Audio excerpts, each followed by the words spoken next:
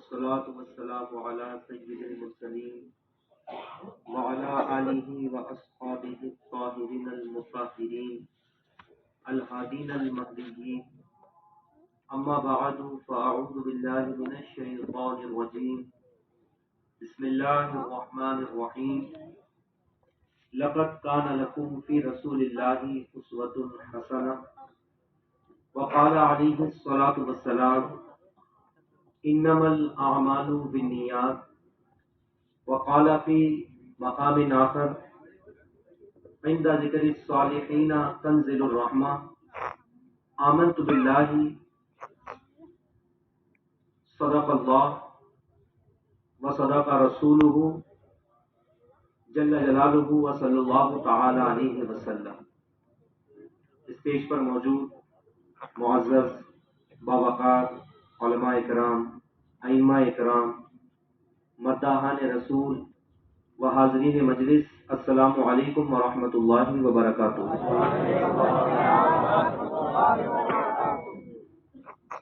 خطبہ مسنونہ کے بعد میں نے ایک آیت کریمہ کی تلاوت کی اور احادیث رسول صلی اللہ علیہ وسلم سے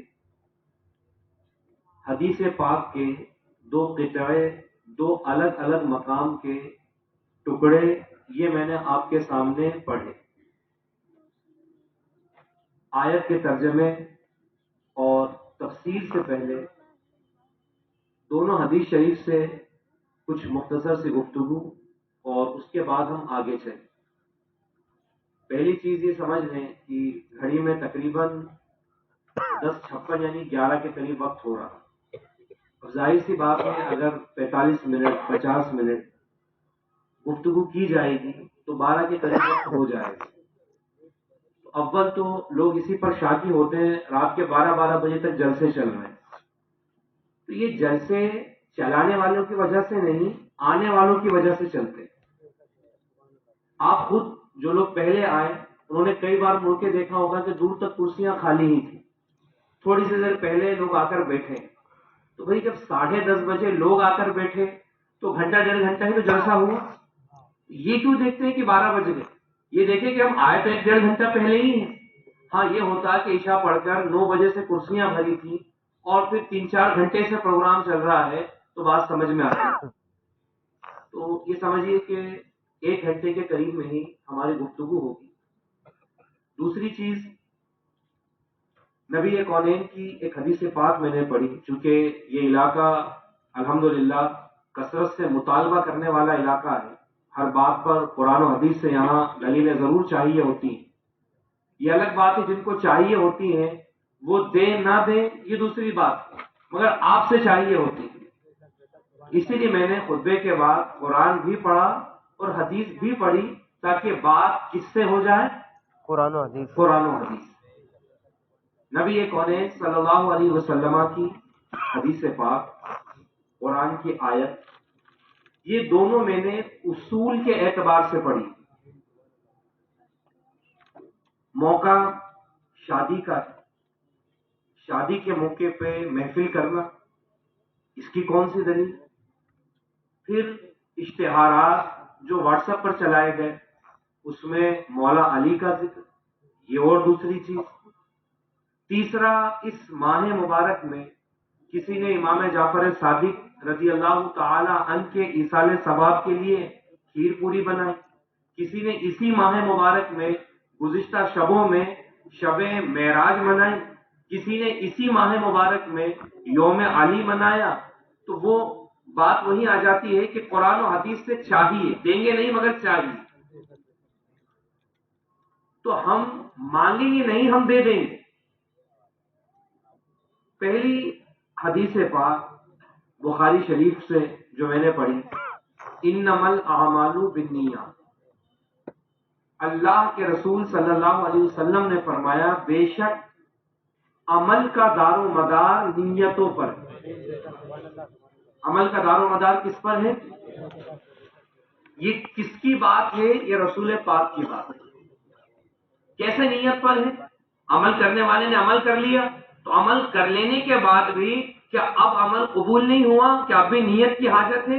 جی ہاں حاجت ہے، کیونکہ نبی کونین نے فرمایا کہ عمل کرنے والا کر لے گا مگر اس کی مقبولیت یہ نیت پر ہی موقوف۔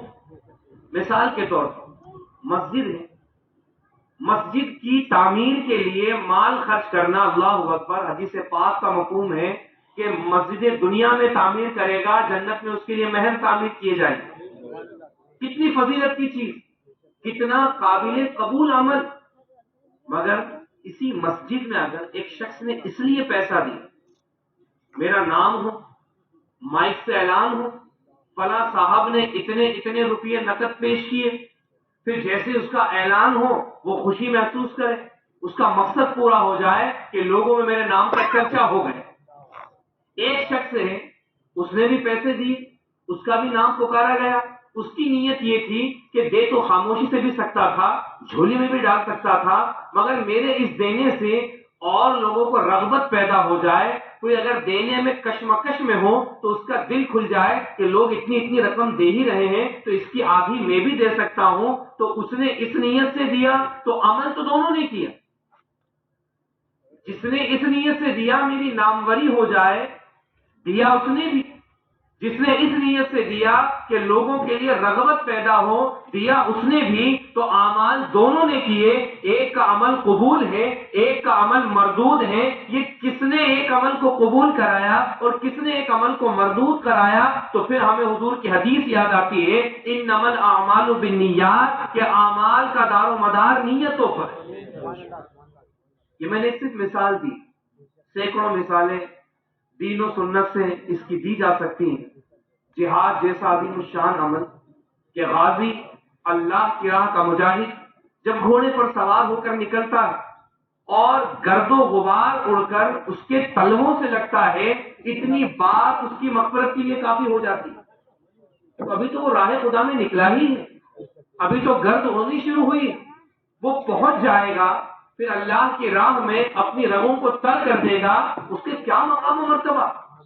مگر بروز محشر آتا ہے، کئی شہید ایسے ہوں گے جن کا نام ہے اعمال شہادت سے خالی، وہ بھی حیرت میں۔ فرمایا جائے گا تو نے جنگ تو اس لیے لڑی تھی، تو نے بارگاہ الہی میں جد و جہاد تو اس لیے کیا تھا کہ تو دنیا میں بہادر مشہور ہو، تیری شجاعت کے چرچے ہو جائے، تو جا، جو تیری نیت تھی تجھے دنیا میں دیا جا چکا، تو دنیا میں بہت بڑا شجاع مشہور ہو گیا، دنیا میں بہت بڑا بہادر مشہور ہو گیا، تیری بہادری کے چرچے ہو گئے، جو تیری خواہش تھی دنیا میں پوری کر دی گئی، اب آخرت میں تیرے لیے کوئی اجر نہیں۔ تو شہید کی شہادت کا اجر کیوں نہیں ملا؟ اس کی نیت کی وجہ سے۔ نبی کونین نے فرمایا اعمال کا دار و مدار نیت پر۔ ایک چیز تو یہ بھلے ہی شادی کے موقع سے مجلس، مگر رکھنے والے کی نیت یہ ہے کہ لوگ دعا کے لیے لکھتے ہیں کارڈ میں کہ بھائی آپ مہمان لوگ تشریف لائیں، دعاؤں سے نوازیں، رحمت ہو اللہ کی، برکت ہو اللہ کی۔ تو ہمیں نہیں معلوم آنے والا نوازے گا کہ نہیں نوازے گا دعا سے، مگر اللہ کے رسول صلی اللہ علیہ وسلم کا فرمان ہے کہ اللہ کے نیک بندوں کے ذکر کے لیے جب بندہ جمع ہو گیا اور نیک بندوں کا ذکر کیا تو عند ذکر الصالحین تنزل الرحمہ، تو اللہ کے نیک بندوں کے ذکر کے وقت اللہ کی رحمتوں کا نزول ہوتا۔ تو ایک ہے کہ چاہت ہی چاہت کرنا، فلاں آئے دعاؤں میں یاد رکھیں، فلاں آئے نوازیں، بچہ بچی کو دعا سے نوازیں، ایک ہے ان سے کہتے رہ جانا مگر معلوم نہیں ہے کہ ہوگا کہ نہیں۔ ایک یہ ہے کہ اپنے آقا کے ارشاد کو دیکھنا کہ تو نیکوں کے ذکر کی محفل کر، اللہ کی رحمتوں کا نزول ہو جائے۔ اب یہ محفل حدیث پاک کی روح سے جائز ہوئی، بھلے اس کا وقت یہ متعین کیا، دن یہ متعین کیا، مگر اس کے صحیح ہونے کے دار و مدار پر دو چیزیں ہیں۔ ایک ہے اس کے انعقاد کرنے والے کی نیت، جب نیت ہی اس نے یہ رکھی کہ بھائی اس پر جو بھی اللہ رحمت و برکت عطا فرمائے یہ ان بچوں کو پہنچے، تو ان کی نیت پر ان کے عمل کا دار و مدار۔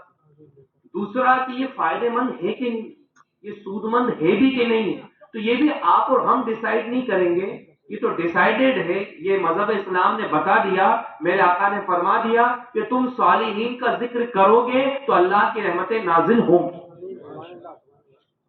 صالح نیک بندے، جیسے مجھ سے پہلے قاری رضوان صاحب کبھی صالح بندوں میں سے خواجہ معین الدین چشتی کا ذکر کر رہے تھے، صالح بندوں میں سے کبھی سرکار غوث پاک کا ذکر کر رہے تھے.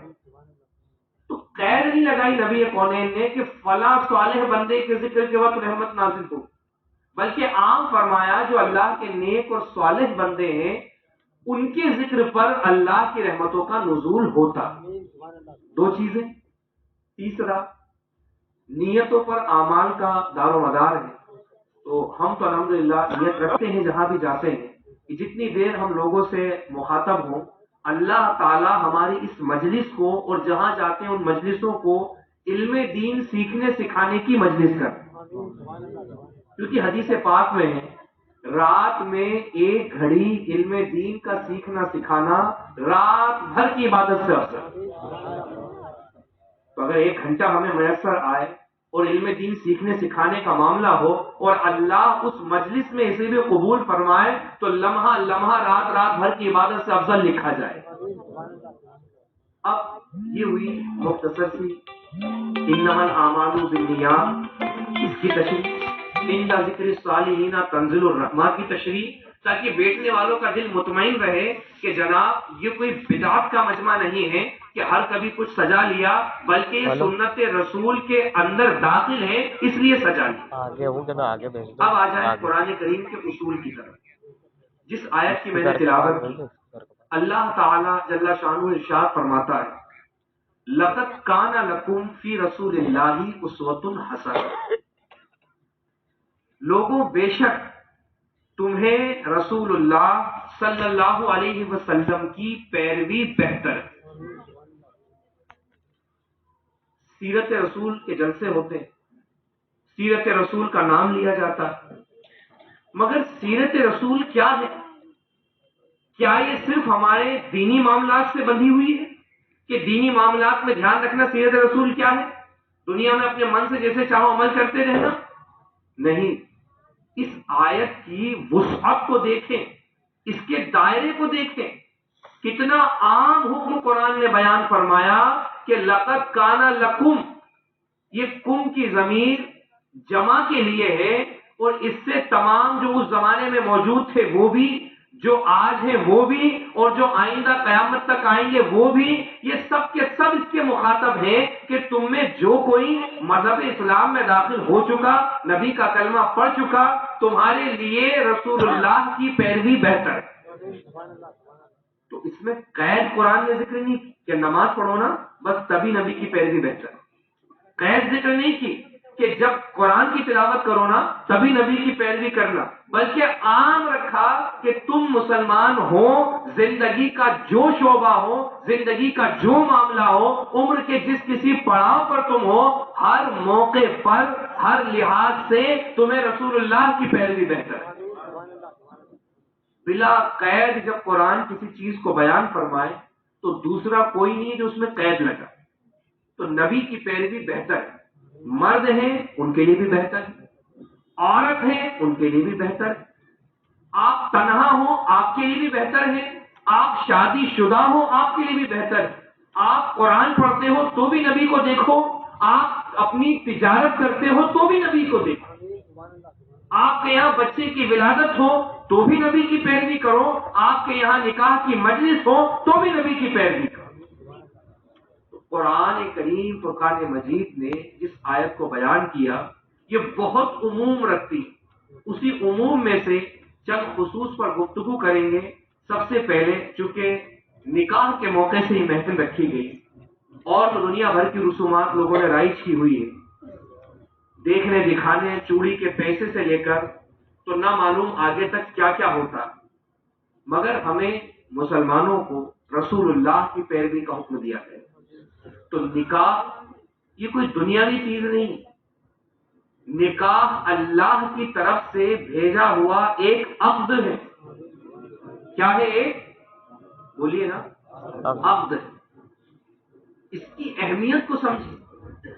آج خصوصیت کے ساتھ غیر ایمان والے مذہب اسلام کی تعلیمات قرآن کی تعلیمات، رسول کریم کے دین کو لے کر تمسخر کے بہانے ڈھونڈتے. طلاق کا مسئلہ آیا، خوب اسے ہوا دی گئی. اسلامی خواتین کو بدزن کرنے کے لیے خوب اس جملے کو استعمال کیا گیا، تمہارے دین میں کیا معاملہ ہے طلاق کا؟ میاں بیوی کا اتنا اہم رشتہ، اتنا گہرا رشتہ، صرف میاں بیوی نہیں، بچوں کی پیدائش ہو گئی، اتنا اٹوٹ رشتہ، تمہارے یہاں بس اتنا سا ہے، 3 بار طلاق طلاق طلاق تھا اور ختم. کیا تمہارا دین؟ کیسا تمہارے دین میں حکم دیا گیا؟